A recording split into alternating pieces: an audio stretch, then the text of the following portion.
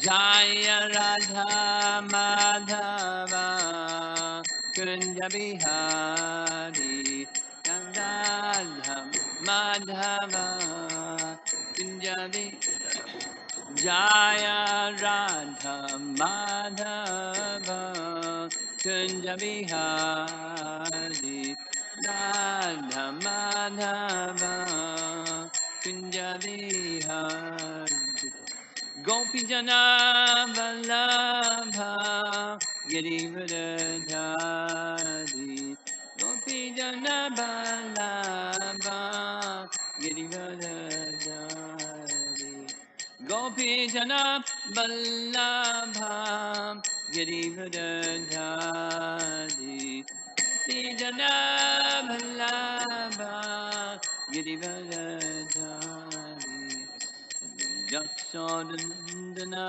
Prajanaranjana Jasodandana Prajanaranjana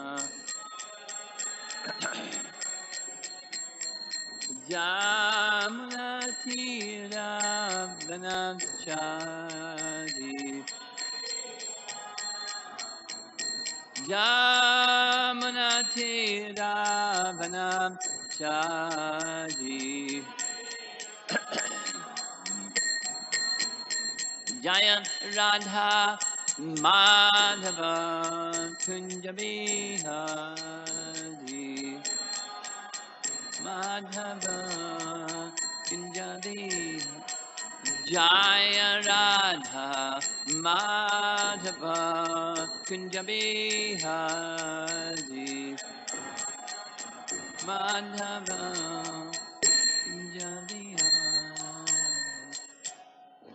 Jayom Vishnupad Paramahamsa Charja Asta Tarazata Si Simad His Divine Grace A.C. Bhakti Vedanta Swami Srila Prabhupada Ananta Koti Vaishnavadindaki Gaur Premanandi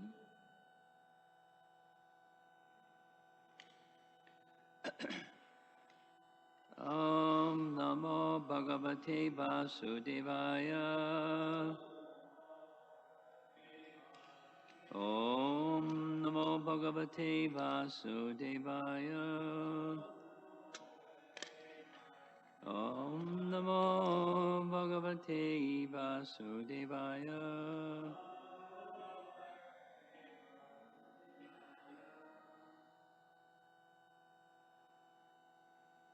We're continuing with Canto 10, Chapter 37, Text 22, 1037, 22, excuse me, 26, 26.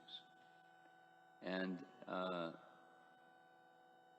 this verse is discussing the play of the cowherd boys, the different games that they were playing, thieves, police, stealing of sheep and so forth. That connects with the Vyomasura pastime. So the reference, this is the final commentary section where this verse is spoken about. This is a commentary on Canto 10, Chapter 11, Text 59, towards the end of Krishna's childhood pastimes. That's Chapter 11. The translation here reads, Thus Krishna and Balaram spent their childhood in Braja, playing childhood games, running here and there, building bridges, jumping like monkeys, and playing in many other ways. And this is Prabhupada's translation of that verse, BBT. In this way, Krishna and Balaram passed their childhood age in Brajabhumi by engaging in activities of childish play such as playing hide and seek, constructing a make-believe bridge on the ocean, and jumping here and there like monkeys. So Sanatana Goswami comments on that verse, text 59. After thus describing the Kaumara age from 1 to 5 and the pastimes of Krishna, the speaker of Srimad Bhagavatam will now describe the Poganda 6 to 10 years pastimes of the two brothers, Krishna and Balaram.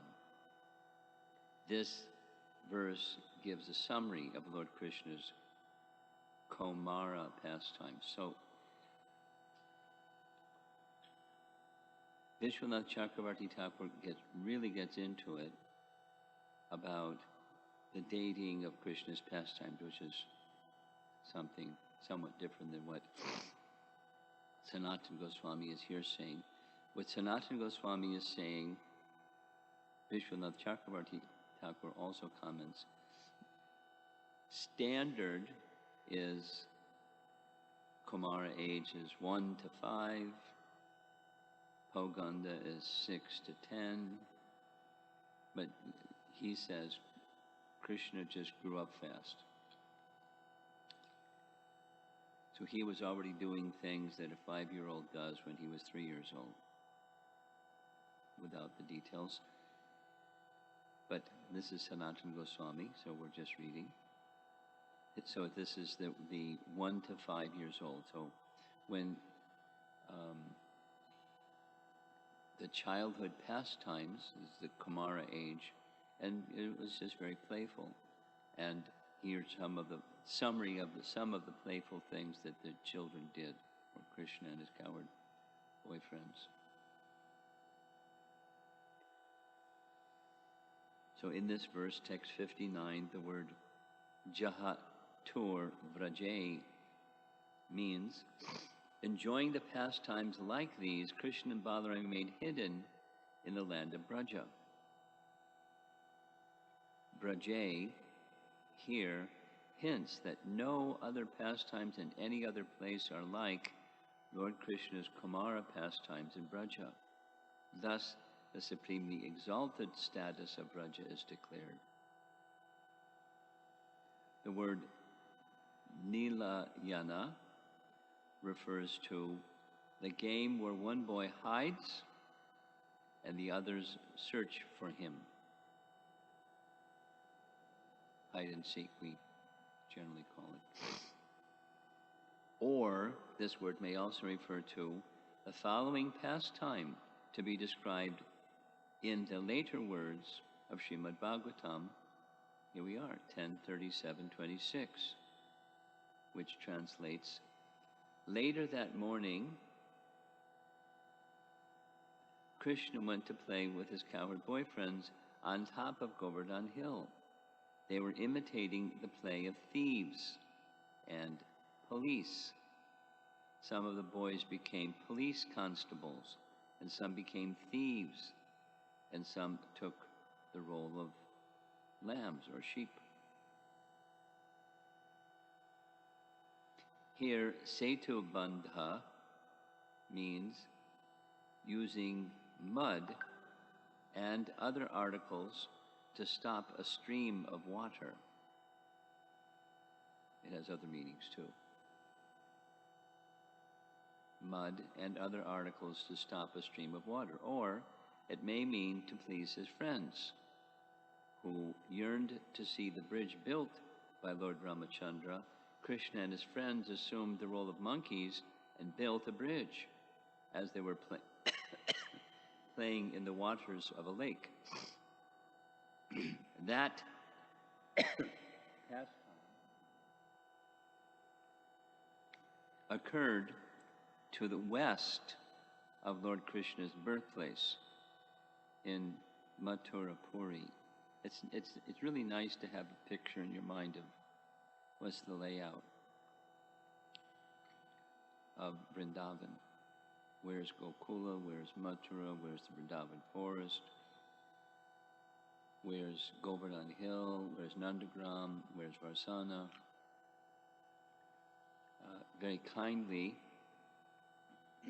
when Krishna shifted from Gokula to Vrindavan, there's this very detailed description of where everything is. So the Vrindavan forest, looking from your side, here's the Vrindavan forest. It's rectangular shaped, 16 miles by 8 miles. It's a big forest.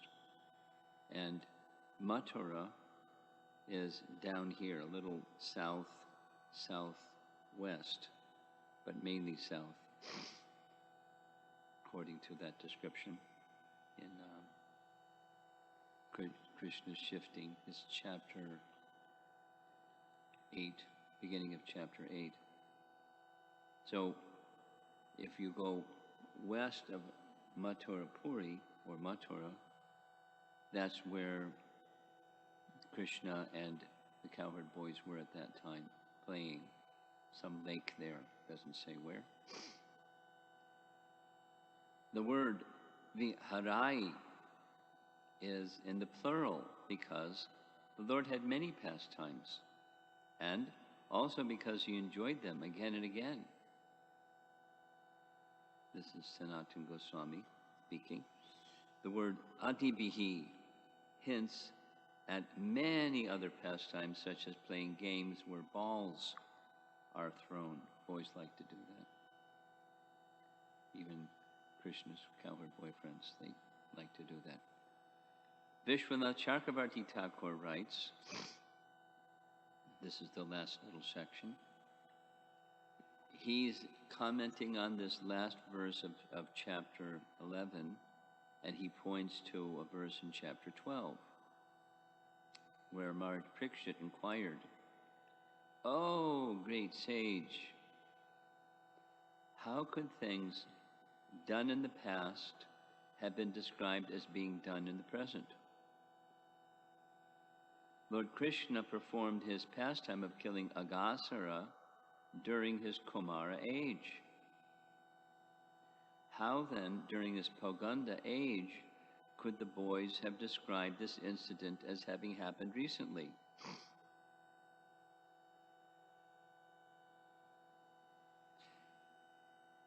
In these chapters, this is 12 onwards, that question has been answered.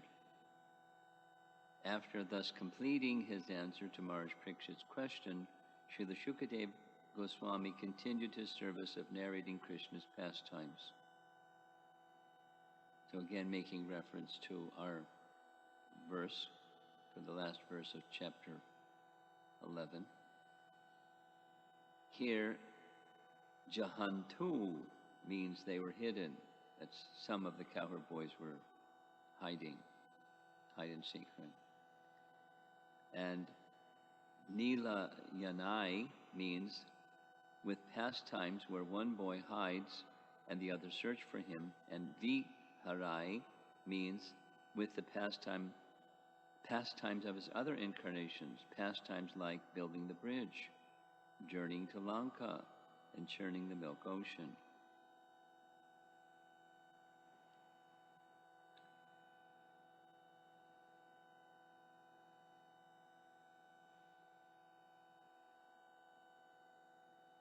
Interesting that Vishwanath Chakravarti Thakur doesn't give an answer to the question. Canto 10, Chapter 12, Text 41.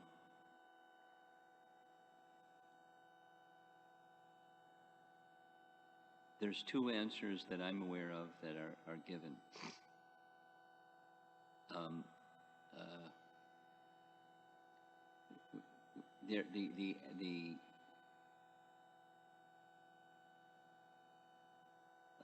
The cowherd boys, like the gopis and others, heard from Gargamuni, they heard via Nanda Maharaj what Gargamuni had said about certain parts of Krishna's pastimes.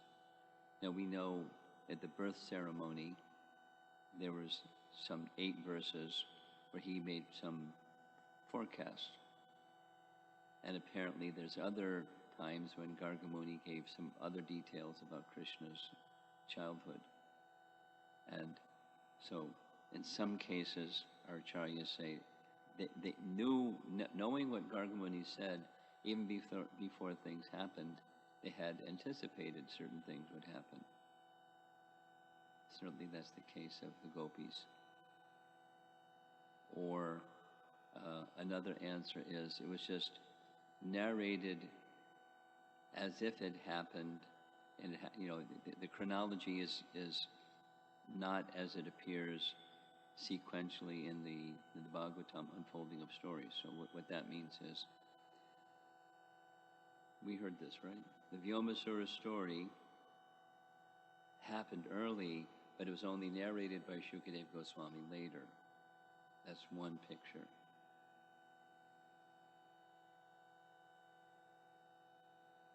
So that's a possible explanation of this. But it's not just Shukadeva Goswami narrating it later, it's the cowherd boys knowing about a pastime before it happens.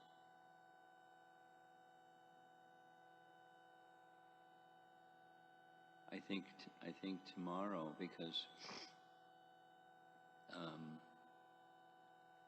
in the evening class, we'll be speaking from chapter 12. And I think, I'll, when we get there, because we're speaking this evening something before verse 41 of chapter 12. When we get there, we'll find out what Shukadeva Goswami's answer is to that question. Stay tuned for coming attractions, because I'm not aware of how he responded. Here's the next text. We just finished 10:37:26, and now we're going on to 10:37:27.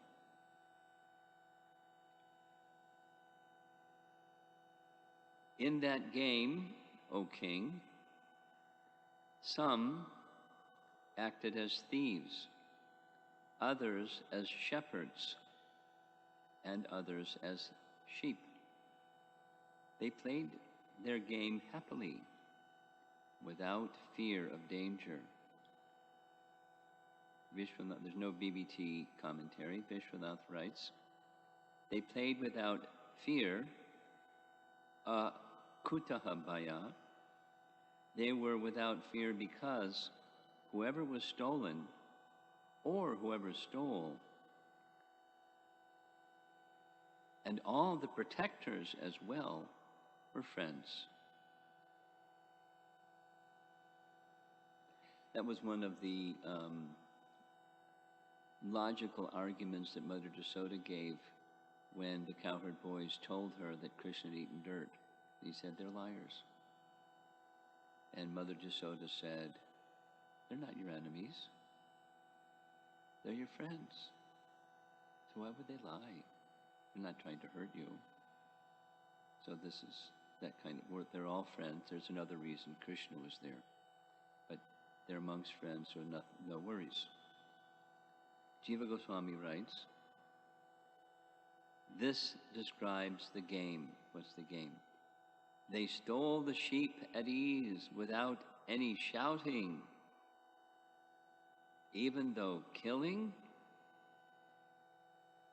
they did this on a mountain plateau. There was no killing, it's just a game, but they didn't have to shout because it was just a game. That's his explanation. Sanatana Goswami writes, the method of the game is described. In that game, among the boys, some were thieves, some were shepherds, and some were sheep. The sheep were taken easily without shouting. They played on the plateau because they were without fear. By the influence of the Lord, all fear had been extinguished after Krishna had killed Keshi and other great demons in Vrindavan. This was also the cause of Vyoma entering among them.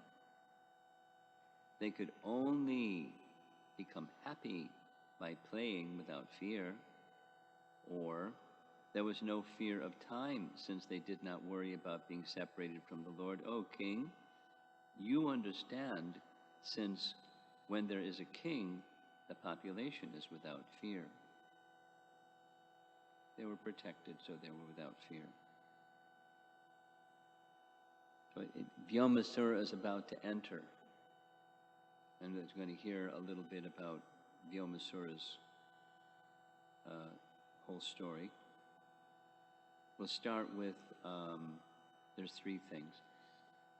Bhaktivinoda Thakur describing in Chaitanya Shikshamrita, Vyomasura represents a certain obstacle on the path of bhakti. So the killing of Vyomasura illustrates the abandonment of the association of the thieves and the hypocrites. So here's Garga Samhita description of Vyomasura. So this is a discussion between Narada and King Bahulashva. Who's King Bahulashva? He's the king that Krishna went to visit towards the end of his pastimes. At that time, during Krishna's time, the descendant of King Janak was Bahulashva. He was a great devotee of Krishna. So Narad pays a visit to King Bahulashva. And King Bahulashva was asking about Krishna's pastimes. Garga Samhita. Sri Bahulashva said, "What pious deeds had Vyomasura done in his previous birth that he was able to merge into Lord Krishna as a lightning flash merges into a dark rain cloud?" Sri Narada said, "He was a great king named Bhimarata, who lived in the city of Varanasi. He was charitable, a performer of many yagyas, respected, an expert archer, and a great devotee of Lord Vishnu. After some time, he gave his kingdom to his son and went to the Malaya hills, where he performed austerities for 100,000 years. One day, the great sage Pulashtya Muni, accompanied by many disciples, came to the king-sage's ashram. The king-sage, filled with pride, neither stood up nor bowed down. Pulashtya cursed him. "Wretch, now become a demon." Ooh. The king then fell at the sage's feet and surrendered to him. Then Pulashtya, the tiger among the sages, who is kind to the suffering, said, "At the end of Dwapara Yuga, in the district of Mathura, in the circle of Braja, the strength of the arms of Sri Krishna, the king of the Yadu dynasty, will give you the liberation desired by the yogis. Of this there is no doubt." Sri Narada said, "O king of Videha," then King Bhimarata became the son of the demon Mayasura, or Maya Danava. And the power of Lord Krishna's arms gave him liberation. So, in the beginning part of this evening's class at your home, right, we'll be discussing the types of liberation given to the demons killed by Krishna. Stay tuned. It's very detailed, very interesting. But he got liberation. Text 28. A powerful magician named Vyoma, the son of the demon Maya. So, the demon Maya, Maya Danava. Everyone knows Maya Danava, right? Maya Danava. He's a really popular guy. He did lots of different things in different places. And so, Vyoma was his son. We'll hear about it tonight more also. a powerful magician named Vyoma, son of a demon Maya, then appeared on the scene in the guise of a cowherd boy. Pretending to join the game as a thief, he proceeded to steal most of the cowherd boys who were acting as sheep. And Vishwanath writes, Vyomasura stole away almost all the cowherd boys acting as sheep. Jiva Goswami writes, Vyoma stole nearly all the cowherd boys playing sheep, only 4 or 5 remained. Sanatana Goswami writes, Maya was famous among magician demons. Maya Mayavin. His son was Vyoma, and thus called Maha Maya. Because he had great powers, he disguised himself as a cowherd. They did not recognize him as a demon. And Sanatana Goswami raises the question, why did the Lord accept him in their playing? Answer, he accepted the dress of a cowherd. He should be merciful to him since he dressed as a cowherd. He stole most of the boys, prayaha bahun, and only 4 or 5 remained. Or, the demon showed that his goal was bhakti. That's another reading, not saying that that's how. Thus, he was given some consideration. Or, because of that, the boys did not shout everywhere about him. Text 29. Gradually, the great demon abducted more and more of the cowherd boys and cast them into a mountain cave, which he sealed shut with a boulder. Finally, only 4 or 5 boys acting as sheep remained in the game. Jiva Goswami writes, he threw them deep within a cave. Only 4 or 5, or 54 cowherds playing sheep remained. Krishna was unaware until that time of Vyoma Sura, since Krishna had wandered off to take the boys he had stolen. Now he's omniscient, but he was doing a pastime.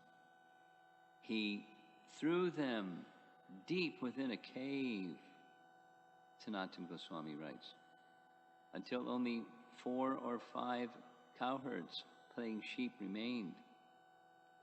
Or he put them in the cave gently. If they understood he was a demon, he would not be able to put them in the cave at all. He brought many in at the same time. He was capable because he was a powerful demon, Maha Suraha. He had powers of Maya. 4 or 5 boys remained as sheep. And then the last sentence for this morning. It would have been impossible to put all the unlimited cowherd boys quickly in the cave by himself.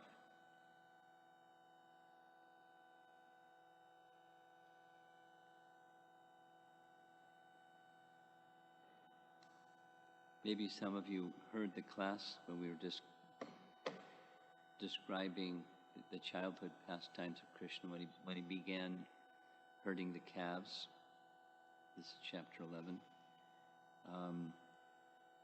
It gives some numbers of how many calves and how many cowherd boys. And it's really a far out description. The number, this is when the Agasura pastime. So on that particular day, Balaram didn't go. There was a purpose, but he didn't go. There's different explanations of why he didn't go. But Mother Jasoda kept him behind. Krishna's arrangement. So when he went, he had this idea that he told the cowherd boys ahead of time, we're going to leave really early in the morning.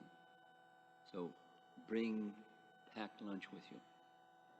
Because the routine was they would have breakfast and then go. But this morning it was packed breakfast. So Krishna got up really early. Regularly, Mother Jasoda would wake him, but he got up really early and took his own bath. He didn't have to be bathed, and he played his flute, and his flute was so powerful that all the cowherd boys woke up. That's a powerful flute. And before they're normally getting up, wake up boys that are before their normal time to wake up. But they wanted to be with Krishna, so they woke up. And the calves woke up, and off they went into the forest before even the sun came up. And then it describes in that section how many cowherd boys, and it says 10 million.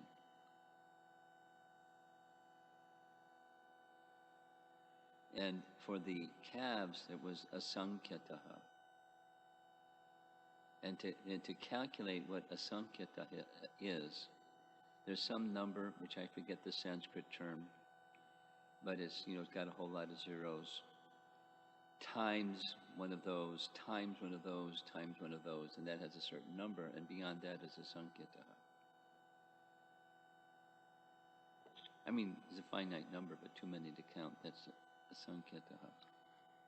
That's a lot of calves. We hear that the cows, 900,000, Nanda Maharaj. But this is not just Nanda Maharaj, this is all the cowherd boys. In any case, whoever's cows or calves they were. Now, this is chapter 37. And in chapter 37, it's no longer calves, it's cows. Because when he turned 5, he just switched from calves to cows. Unless the pastime took place, the Vyomasura pastime took place just after the killing of Baka, and then it was calves. So take your pick. He was really young, according to what we heard just yesterday, right? 3 years old, between 3 and 4. And that's calves. Or around 11, and then it's cows. So calves are cows. That's when Vyomasura came either this time or that time, and he's a mystic. Now it wasn't like we understand someone doesn't become a mystic by birth. He was trained. He doesn't give the details, but Mayadanava trained his son, and now he also had mystic powers. And one of those mystic powers, there's 8 principal and 11 more, 19 total mystic powers. And one of those principal mystic powers is being able to assume any form you like. So he did. But that wasn't the limit. Similar to what Brahma did. Brahma put the calves and the cowherd boys in a cave. And that to do that, there was some mystic power involved. His intention, Brahma's intention was he wanted to show his mystic power and see what Krishna would do. Because the demigods, they also have mystic powers. Yes? One of the doubts of Mother Jasoda, when she saw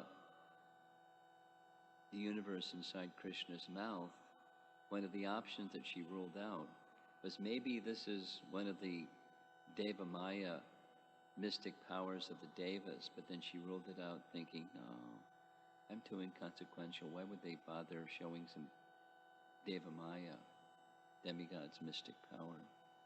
I'm too inconsequential. Or, we hear in Mahabharata, at least this is one of the explanations that I recently read, is in Mahabharata, when the Pandavas um,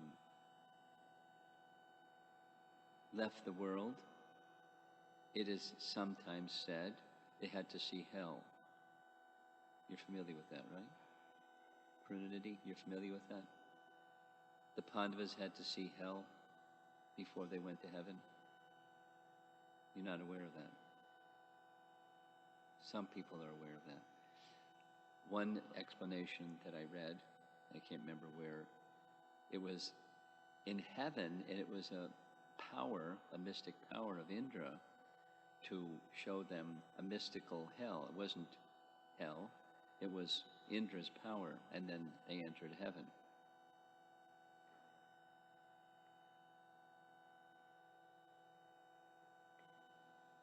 Anyway, demigods have powers. They have mystic powers. And they can do lots of things, and they do those things that are beyond ordinary person's power to do because they have mystic powers. So what to speak of Krishna? So this is Mayadanava, and he has Mayadanava's son, Vyoma, and he has mystic powers. So he did mystical things. And in the Leela, of course, Krishna is all-knowing. We're going to hear how Krishna responds when the Leela Shakti or Yogamaya potency is withdrawn and Krishna realizes what happened. He's omniscient.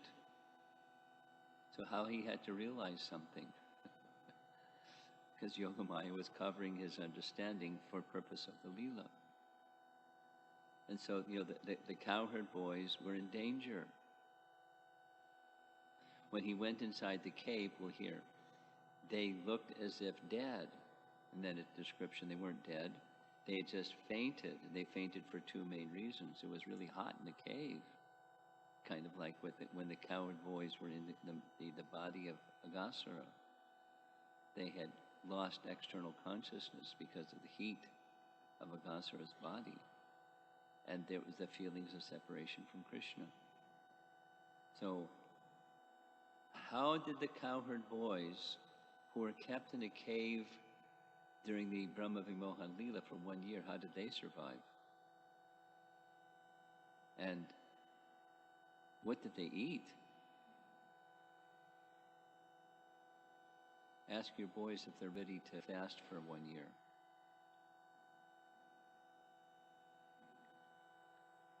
You ready to fast for 1 year? He shrugs his shoulders. We'll try you out, how's that? Next Ekadasi, we'll see how long you can fast on Ekadasi. 1 whole year without Krishna's association. Worse than not eating.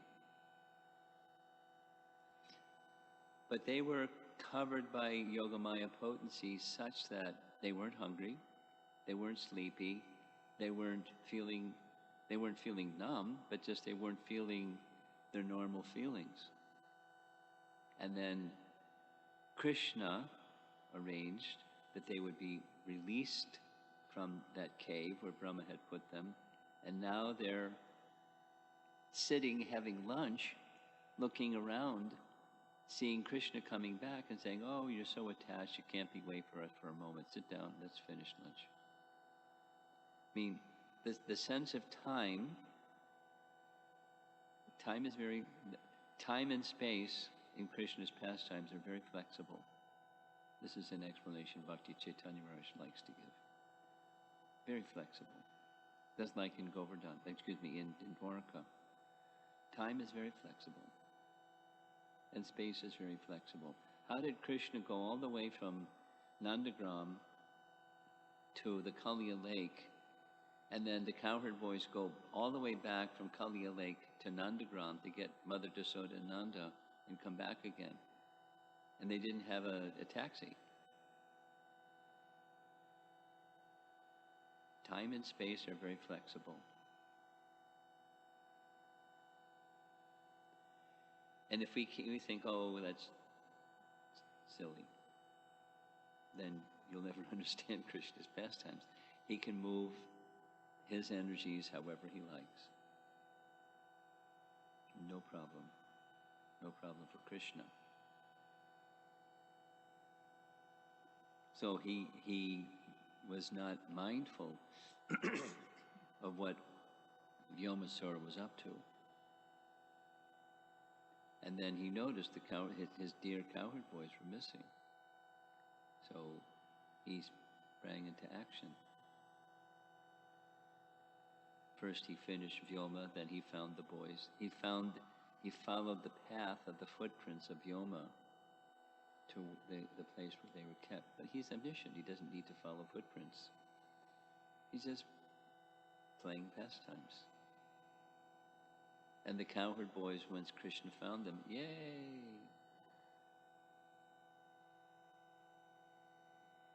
Then it was time to go back to Braja.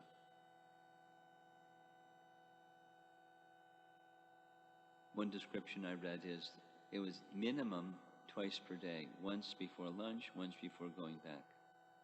Because if the boys were so absorbed in playing, they wouldn't stop for lunch or they wouldn't go back. So the demons would come in around 11 o'clock, and then around 4 o'clock. Time to go back. Let's go. Like that happened with Baka. After the Bakasura was killed, the boys were fearful, in a variety of ways of fearful. Fearful because Baka had put Krishna in his mouth, or Krishna allowed Baka to put him in his big beak, but couldn't swallow him. Anyway, then they talked about what happened. They gathered the calves and back they went to Braja, singing songs about what Krishna had just done.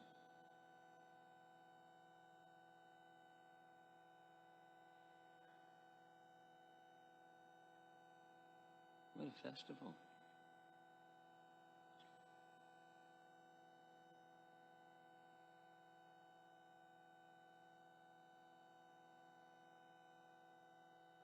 Okay, let's see if there's some discussion. Krishna's pastimes. Vyomasura. We have a question up front. You're changing batteries.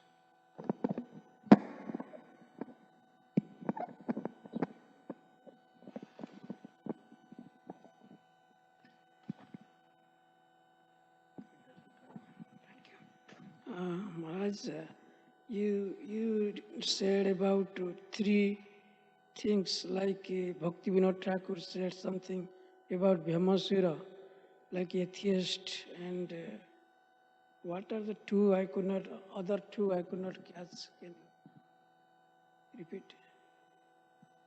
What did Bhaktivinoda Thakur say Vyomasura represents? That's your question? Yeah, you said three things, you said something. I'll read it again.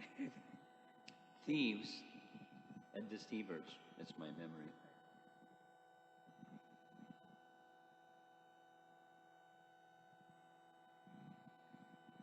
Thieves and hypocrites. Thieves and hypocrites. Hypocrisy? That good? Yes, thank you, Maharaj. And one more question. Regarding type of liberation, you say you are going to discuss today evening, like the demons are given like different types of liberation, being killed by Krishna. Yeah. So another thing is, Prabhupada mentioned also that the empirical philosopher or those who are after knowledge, Jnanamargi, so they also get the same type of liberation as the demons they get. So what is the difference? I'm confused. Difference between what and what? Liberation given to Jnani and liberation given to demons. What is the difference then? Because they are ultimately they get the same destination, Brahma Jyoti. You want to know what kind of liberation did Bhima and Jnani?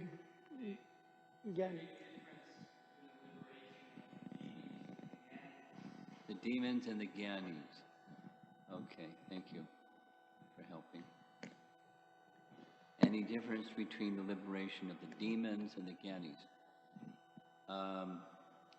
Depends. Stay tuned for tonight's class because there's some detail. I mean, I can read it now, but it's appropriate for the evening because the evening has to do with Aghasura and the kind of liberation that Aghasura received. Chapter 12. So, some demons achieve Sarupya Mukti, and there's a long list. Gyanis do not. Those demons that achieve Sarupya achieve because their mind is fixed on Krishna. In a nasty way, but their mind is fixed on Krishna. So there's some similarity and some differences. Depends. But Gyanis do not get Sarupya. Okay? Or Salokya. But some demons do. That's what happened to Arishta. Well, here, listen to the class this evening. You'll get the detail. Someone else.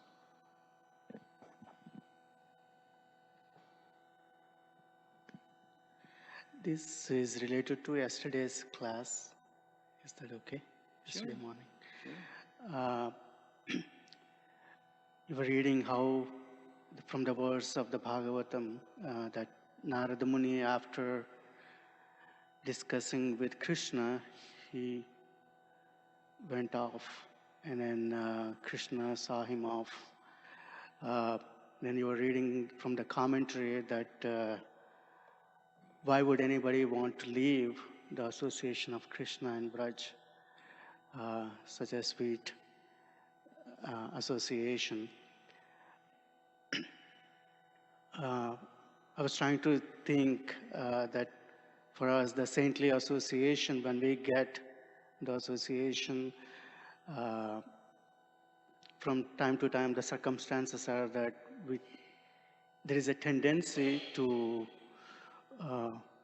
we want to seek the association, make the most, but sometimes it appears that the conditional mentality is that you make excuses. That it remains what? That because of the conditional mentality, we make excuses. Excuses, okay. That I have some duty to perform, I have a service to take care. At the same time, it seems like the value of the association of saintly persons is paramount in progressing in devotional service. So I'm just asking for myself, like how do I safeguard to say that I'm not making an exception based on laziness to take that association, rather make the most of it.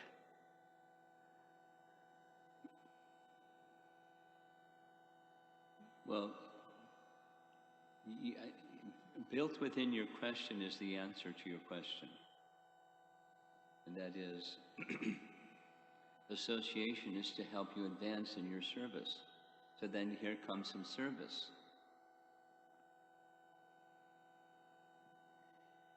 So it's not necessarily complacency that you move on to do your service. It could be complacency, or it could be this is the fruit of that association, is enthusiastic devotional service. And here it comes. Everything is, in short, everything is dependent upon the consciousness behind what we do to determine the answer to your question. Is it complacency or is it responsibility? In this case, Narada directed him. Or Narada understood Krishna's purpose, which was pastimes that if he was present, Krishna wouldn't be able to perform them. The gopis would not be able to associate with Krishna the way that Krishna wants to and they want to associate together. So he left for Krishna's purpose. So the consciousness behind the decisions we make, that's what's important. And it's easy to trick ourselves. Yeah. But that's part of refinement of consciousness is introspection, which, in the deeper platform, what's really going on here. Am I being this or that? Or somewhere in between, a mix. Okay? Yes. Thank you.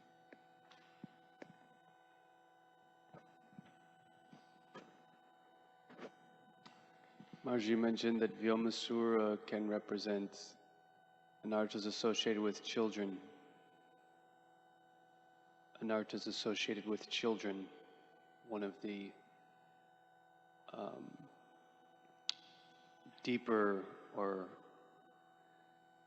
What did I say?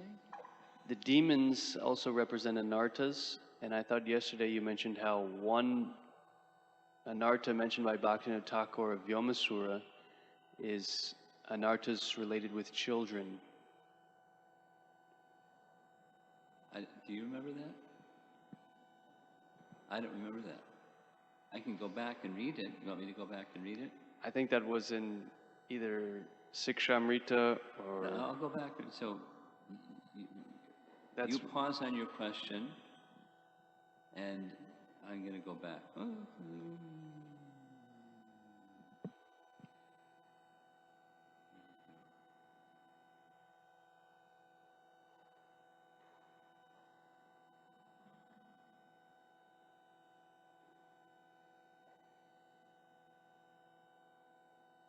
Okay, this is the beginning of yesterday morning's class. Chaitanya Shikshamrita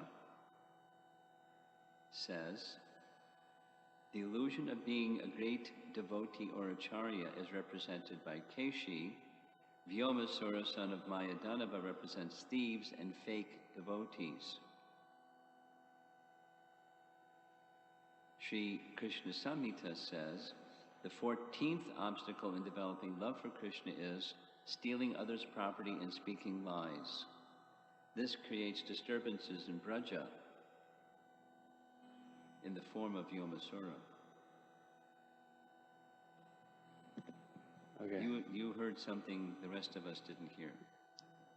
Thank you. I must be thinking of a different demon. Okay. Yeah. I don't recall what you're thinking of.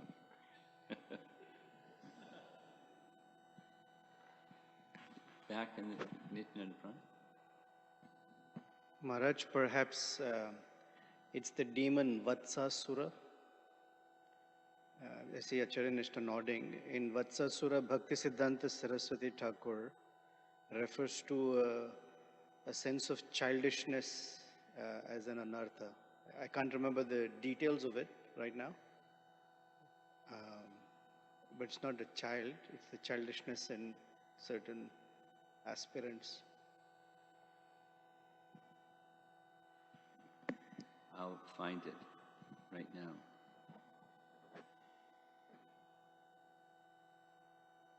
But is that, what is that, you want to carry on with your question, assuming it was Vatsasura or something like that. Is that important? The connection? Why are you asking the question? Yes. What does what refer to? Anarthas related to children, specifically what is the meaning behind that? You're an interesting editor in your system.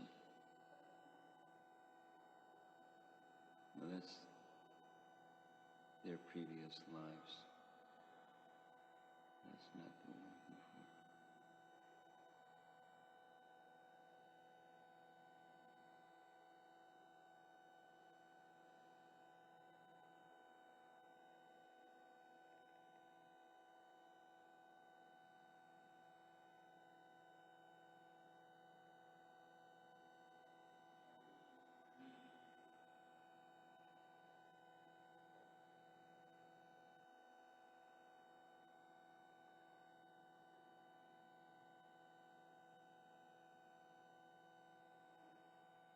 Okay, here's Vatsasura. A childish type of mentality which gives rise to a type of greediness which results in a wicked type of mischievousness. Shall I read it again? I'll read it again. The calf demon, Vatsasura, represents a childish type of mentality which gives rise to a type of greediness which results in a wicked type of mischievousness. That satisfy? Okay. You have something? No? No. Okay. Anyone else? Huh? Online, okay.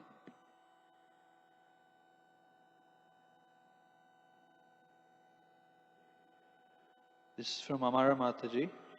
Is there any suffering in transcendental fear, or there is bliss of Krishna's shelter?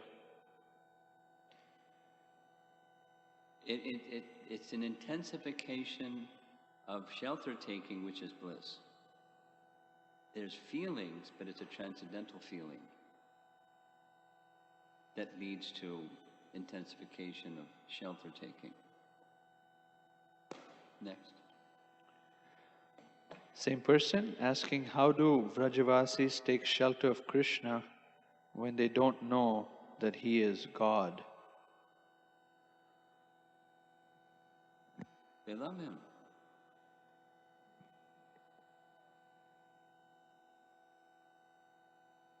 And he's always very kind.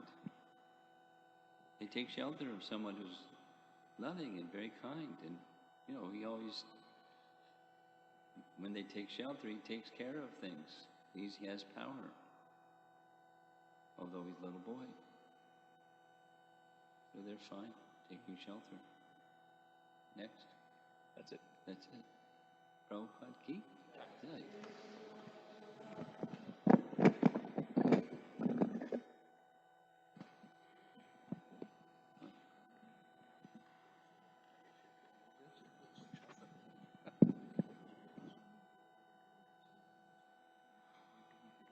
For what? Commentaries on?